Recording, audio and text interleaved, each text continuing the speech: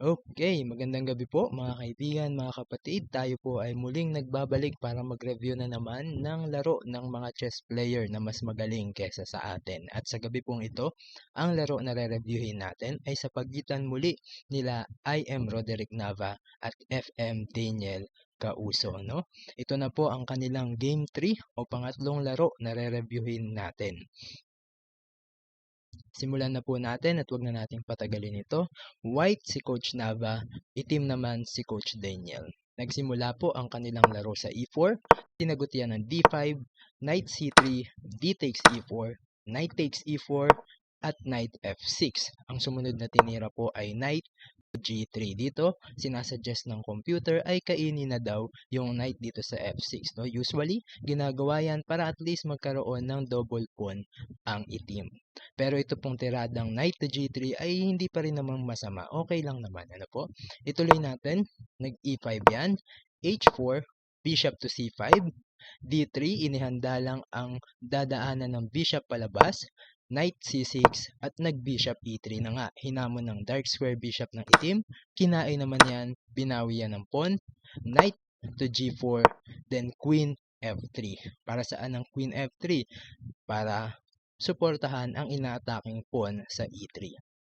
Ituloy po natin, nag-castling ang itim sa king side, nag-castling ang puti sa queen side, no? Opposite side castling. Usually, kapag ganito na nagka-castling ang dalawang players sa magkaibang side, nagiging aggressive ang laro dahil ang atake ng itim ay nasa queen side, ang atake naman ng puti ay nasa king side, no? Ituloy po natin, nag-f5 lang yan, h5, queen g5, rook e1, knight to d4, isang malakas na tira, inatake ang reyna, hindi pwedeng kainin dahil nakapin. Ituloy po natin, nag-queen d1 lang yan, umiwas sa atake ng kabayo, yun nga lang nawalan o nabawasan ang dumidepensa dito sa pawn sa e3, no? Ang umaatake kasi dyan ay isang knight at isang reyna. Ang sumusuporta diyan kanina nung nandito pa ang reyna sa f3 ay reyna at rook. Pero dahil umatras ang reyna at bumalik sa d1, libre na yan para kainin ng knight, no? Knight takes e3, sinagot yan ng queen dito lang, ano? Para umiwas sa atake muli nitong kabayo. Itong kabayo na to sa e3 ay napakalakas din, ano? Inatake ang reyna, inatake ang pawn sa g2, inatake ang bishop, inatake ang pawn sa c2, dalawang kabayo pa umatake dyan. Then, meron pang idea na discover check kapag umalis ito sa square sa e3.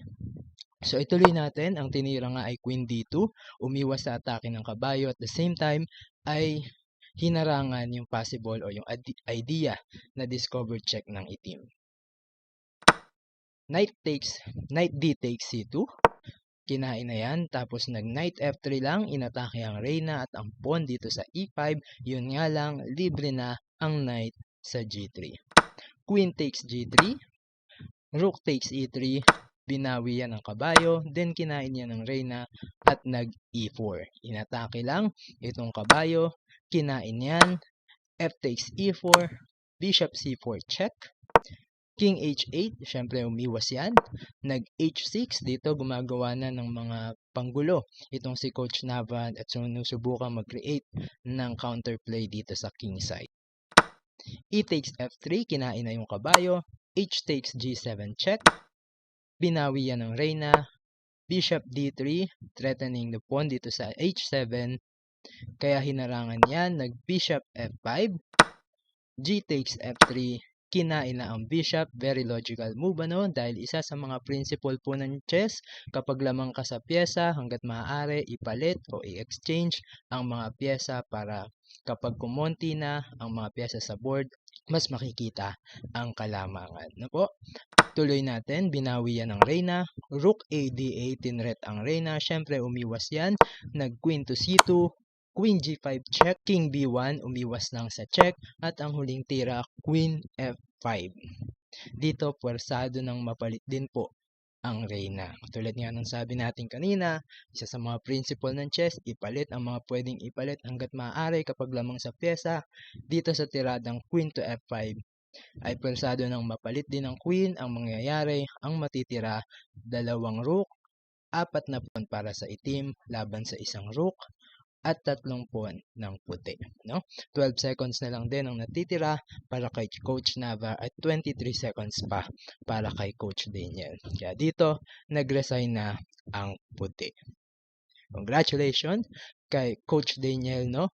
Dahil sa 3 laro nila na ni-review po natin, 3-0 ang kanyang score. Tignan lang po natin, no? Ipakita ko po sa inyo kasi baka isipin nyo ay namimili lang tayo ng nire-review natin na game. Check po natin para makita din po ng iba. Ito po, ayan, makikita natin. Ito lang 3 na to, yung 3 game na ni-review natin. Ito lang ang makikita nating laro nila sa chess.com. Ayan po. Ngayon, bago tayo magtapos, mag-solve muna tayo ng dalawang puzzle. Unang puzzle na isosolve po natin, white to move mate in 3. Ano ang tamang tira para sa puti? Pwede nyo pong i-pause ang video kung kailangan nyo ng karagdagang oras para hanapin ang tamang tira. Kung nakita nyo na po, ituloy na natin.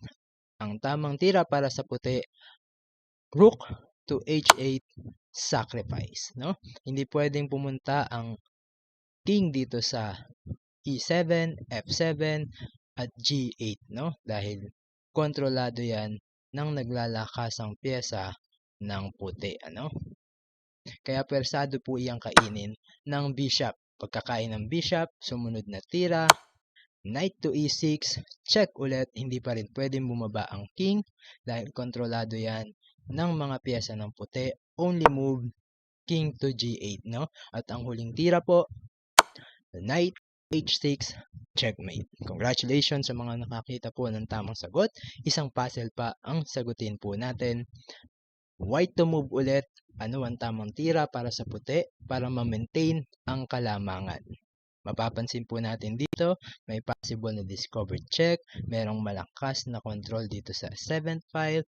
Ang tamang tira po dito, kung nakita nyo na po, knight to g6. Check, kapag kinain, mati agad sa queen g7. No? Pag hindi kinain, halimbawa ay nagpunta lang yan dito sa h7, kakainin muna ang rook, naka-check po yan. Pag binawi, kakainin din ang reyna. Paano pag dito naman pumunta sa g8, no? Kakainin lang po ang reyna. Congratulations po sa mga nakakita rin ng tamang sagot dito sa ikalawa nating puzzle. At yun lang po muna sa ngayon. God bless us all po hanggang sa susunod nating mga video.